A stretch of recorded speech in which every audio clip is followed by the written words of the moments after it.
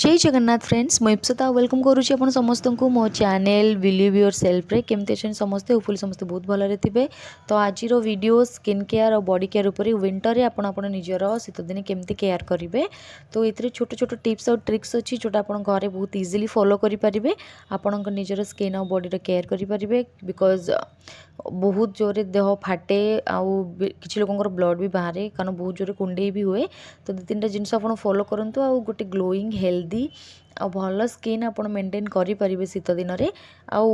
आपण मैंने समस्ते ऑब्वियसली घरे ट्राए करुवे बट केबे भूल ही जाए। ये दु तीन जिनस आप फॉलो कले ना आपको बेसी किसी करने को पड़ोनी। तो चलतु वीडियो स्टार्ट करवा।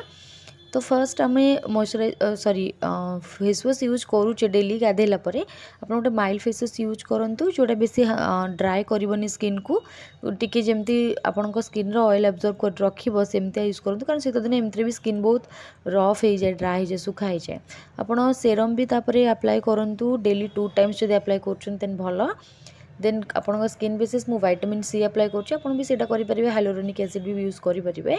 देन मॉइस्चराइजर तो मोस्ट इंपोर्टेंट जिनस आप राति शोया पूर्व मॉइस्चराइजर केबे भी भूलुनी डेली मॉइस्चराइजर अप्लाई करूँ। गोटे थिक मॉइस्चराइजर अधिक समय मुहर आपंकर एब्जॉर्ब होकर रही।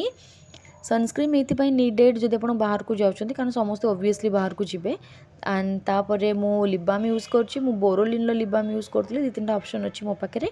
बोरोलिन भी अधिक टाइम ओठ हार्म कैनि। देन बॉडी केयर पाई मु कोकोनट ऑयल यूज करुच्ची होममेड कोकोनट ऑयल आपड़ जहाँ भी प्रिफर करुँच जो भी ऑयल को भल मसाज कर आप गाधेवा को जातु शावर जेल यूज करूँ ना गोटे ग्लिसरीन वाला सोप यूज करूँ डव हो जाओ कि पियर्स हो जाओ।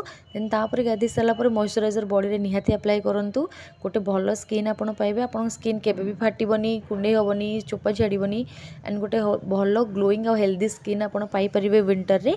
एंड समस्ते निजर बहुत केयर करूँ और भलरे था।